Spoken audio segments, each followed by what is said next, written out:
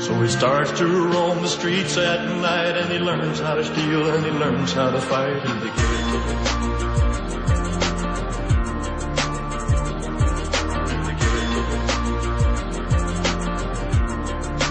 I guess I was kind of a loner, but I wasn't much different than other kids I grew up with. I'd hang around parts of Tupelo my folks never even knew about. If Mama had known where I was half the time, I would have caught hell for it.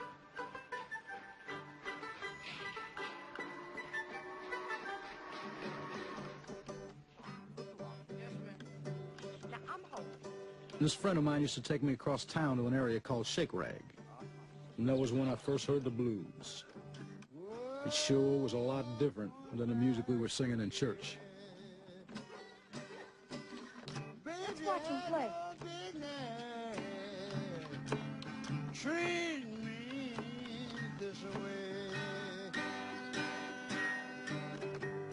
baby. Wanna get it? Going back there. I realized then that music, the blues, gospel, or whatever, is all about letting out what you're feeling inside. Going back there to stay. Baby, you had no business. Treat me this way.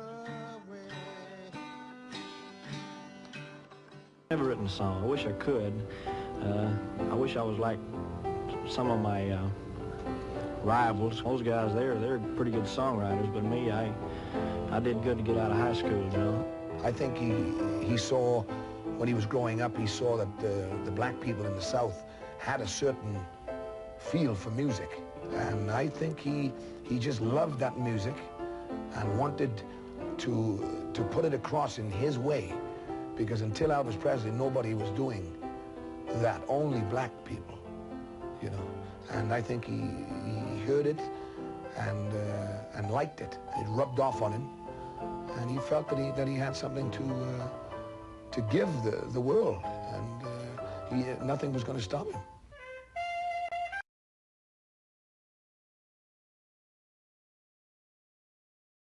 I thought he was a very beautiful, and still is, a very beautiful person, and his memories shall probably forever live on. Well, you ain't another corner rabbit.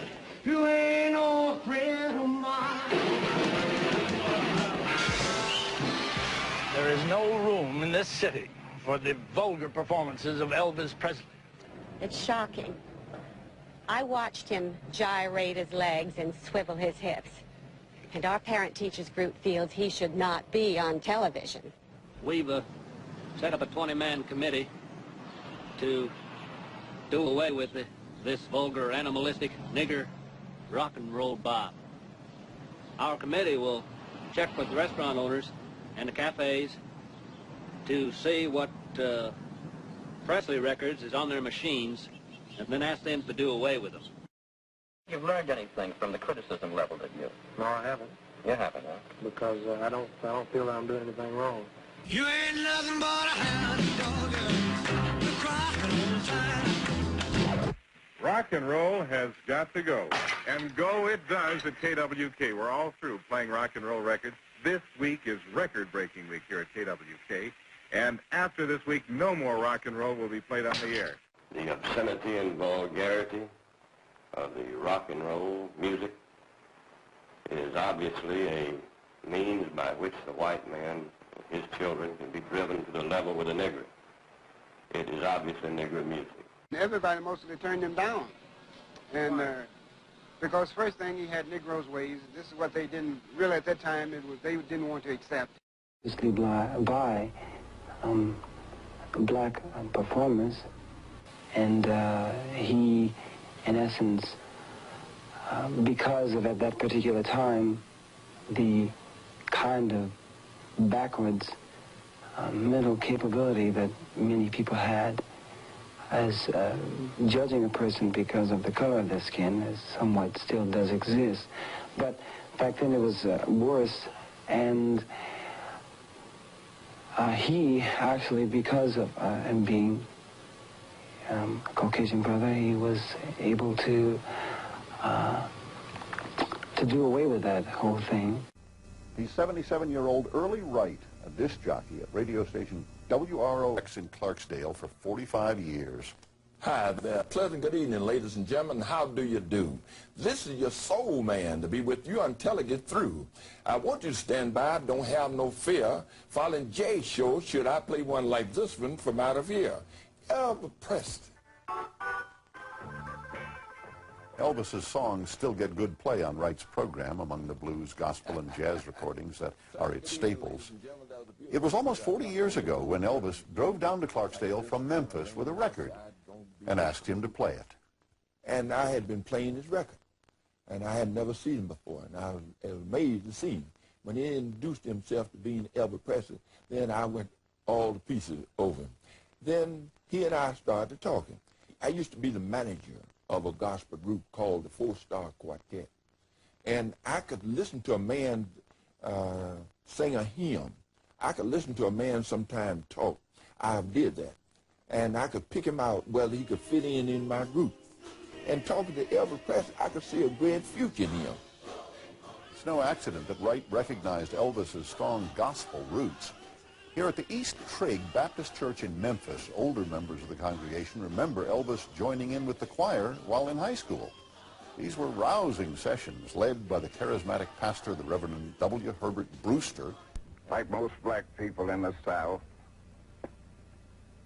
and to whose throat God has pressed down a harp of 1,000 strings, it only needed tuning.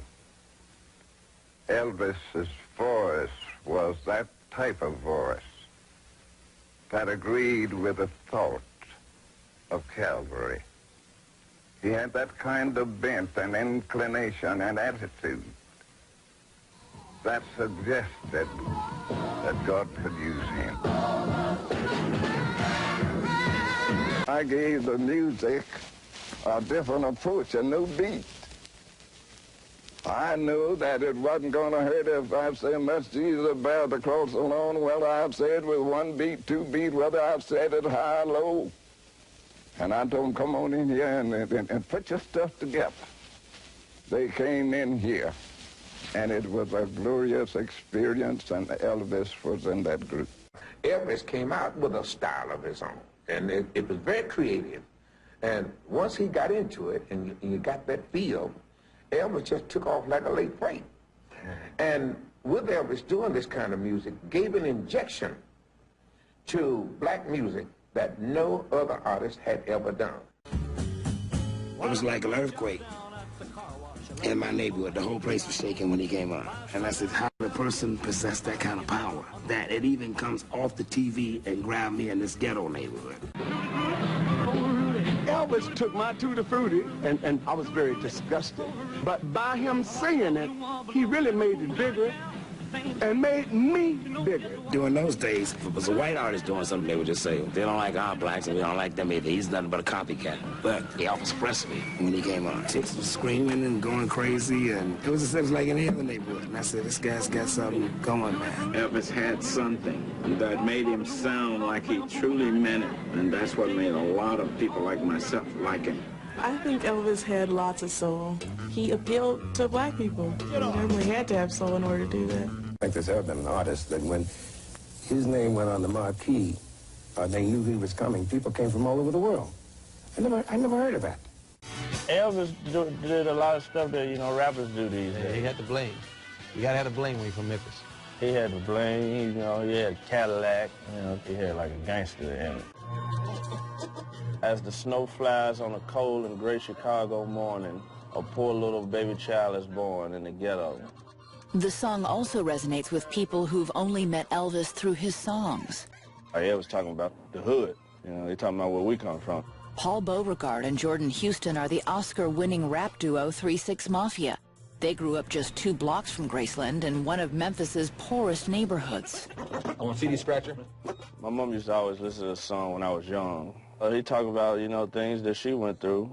She had my mom had a bunch of kids, like 9 kids. You know what I'm saying? That's how you get somebody to listen to your song. You talk about what they know about and what they want to hear.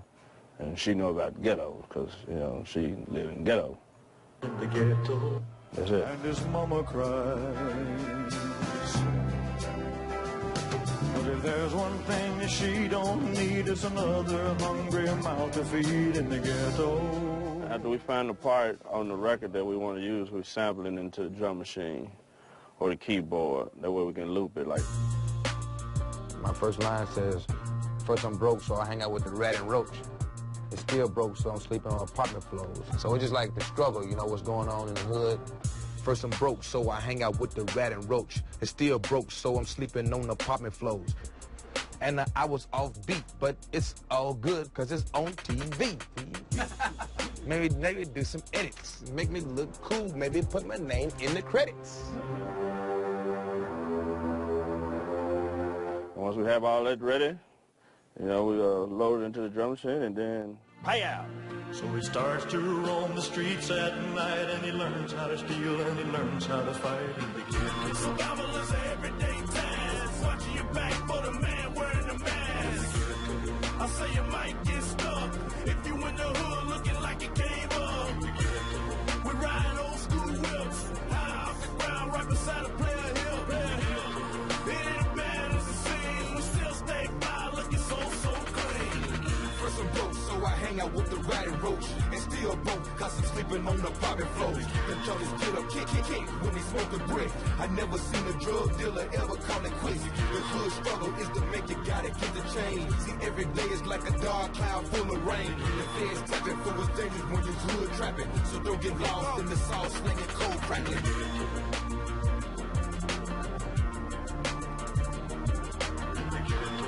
So help your brother along the way, no matter where he starts.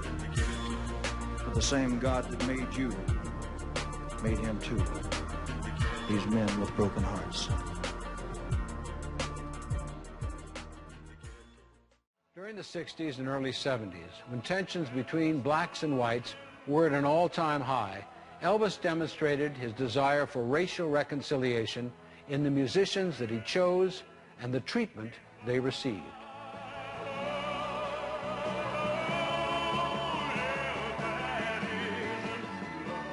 When we first decided to take the gig with Elvis, we had no idea that there would be any racial flack regarding it.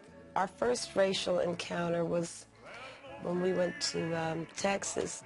Elvis was told by his people that, well, you can leave the black girls home. You don't have to bring them. So Elvis wasn't going to do the Astrodome unless his girls could be with him. And he demanded that we be given the star treatment. We had to be in our convertible where everybody could see us, and our little blonde could drive us. And that was his statement. You don't like it? Deal with it, or I'm not going to be there. And I thought that was very big of him. When I joined the group in 1972, they took a big chance because there were no blacks in contemporary or Southern gospel music, and I was the first one, and it made all the headlines and everything. It was in Billboard and all the newspapers in Tennessee.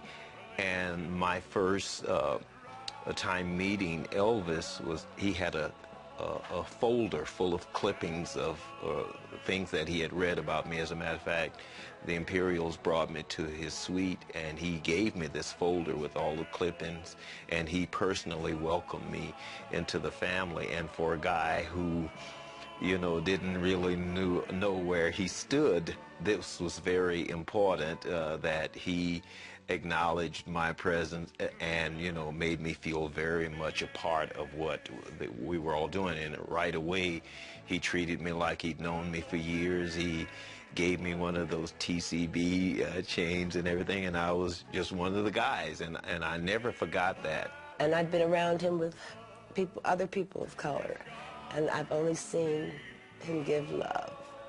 He was very generous to people that he didn't even know. You didn't have to be of any racial persuasion for him to love you. And you know, you know how rumors get started when there's a big star or something. The people will start rumors. Well, he doesn't like this kind of people, or he doesn't like those people or that people. And I never got that from him. But you know, Elvis is a whole nother thing. It's just, I think it's scary to even be compared to people in that, like, you know, I mean, because he's such a a big talent, and in his absence, of course he's bigger than in his presence. And music marks time, so in this time period, what Elvis was to his period would be something totally different. Well, I think rock and roll, I mean, what he brought to Vegas is more than rock and roll. I mean, I think it's just so much going on out here on the entertainment front. Like right now, you'll see the likes of Celine Dion and Tony Braxton. It's a lot going out here. You know what I mean? As far as rock and roll is concerned, it's great. I mean, Elvis Presley was able to do things that haven't been able to be duplicated to this day. Black American music influenced Elvis. The fact that people say, well, he's the king of it all, king of rock and roll, is a slap in the face to those that made the music possible in the first place. Not to say he wasn't brilliant. I think he was a fantastic, talented singer. I don't think he ripped them off. I think once something has been exposed, anyone can add or take from it if they like. He was just so great, so popular, so hot, so anything that he played, it became a hit. To me, they didn't make a mistake when they called him the king. The only thing I want to know, was he my friend?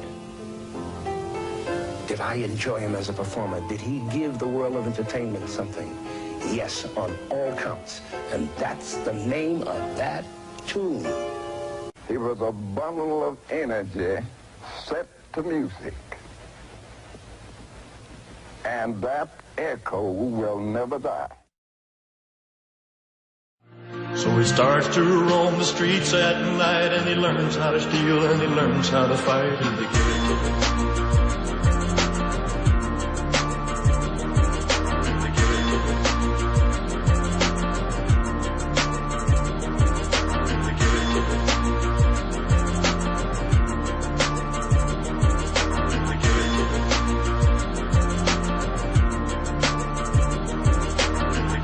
Survival is an everyday task. Watching your back for the man wearing the mask. I say you might get stuck if you in the hood looking like you came up. We ride old school whips high off the ground right beside a player hill. It ain't bad as it seems. We still stay fly looking so clean. First I'm broke, so I hang out with the ratted roach. And still broke, cause I'm sleeping on the popping floors. The jollies get up, kick, when they smoke a brick. I never seen a drug dealer ever call it quits. The hood struggle is the make, you gotta get the change. See, every day is like a dark cloud full of rain. The feds tapping for what's dangerous when you hood trapping. So don't get lost in the sauce slinging, cold crackling.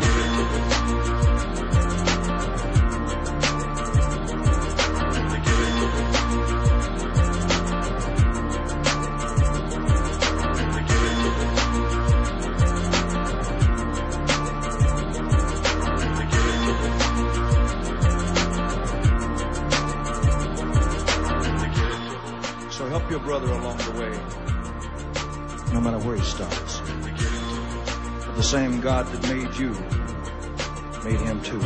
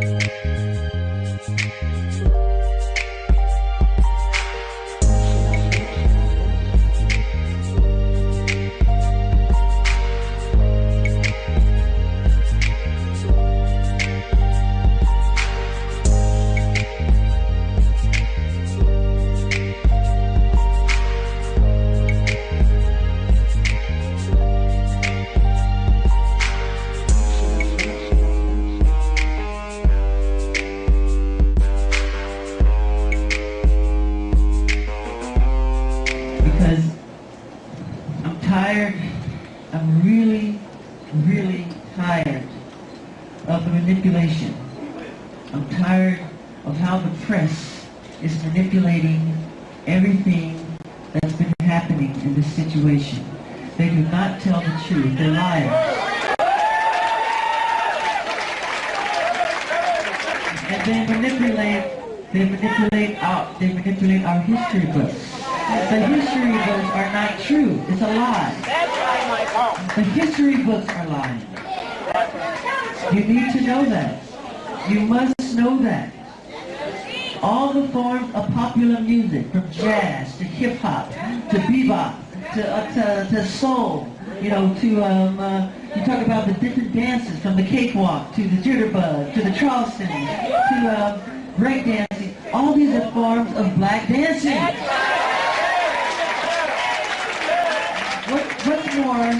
What's more important than giving people a sense of escapism? And escapism meaning entertainment. What would we be like without a song? Okay? What would we be like without a dance? These things are very important, but if you go to the bookstore down the corner, you won't see one black person on the cover. You'll see Elvis Presley.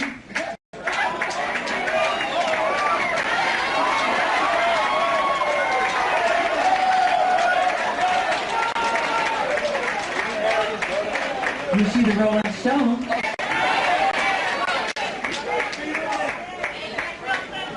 But where are the real pioneers who started it?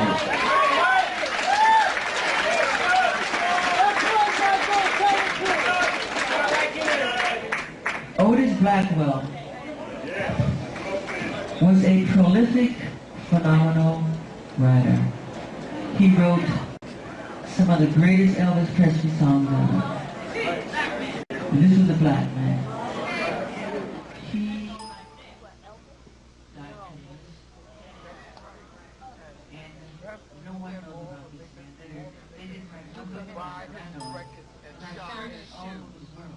And I met his daughter today, and I was so honored. To me, it was on the same level of meeting the Queen of England. Then I started breaking the all-time record in record sales. I broke Elvis's records. I broke Beatles' records. The minute it became the all-time best-selling albums in history in the Guinness Book of World Records, overnight they called me a freak. They called me a homosexual. They called me a child molester. They said I tried to bleach my skin. They made everything to turn the public against me. This was all complete conspiracy. You have to know that. I know my race. I just look in the mirror. I know I'm black.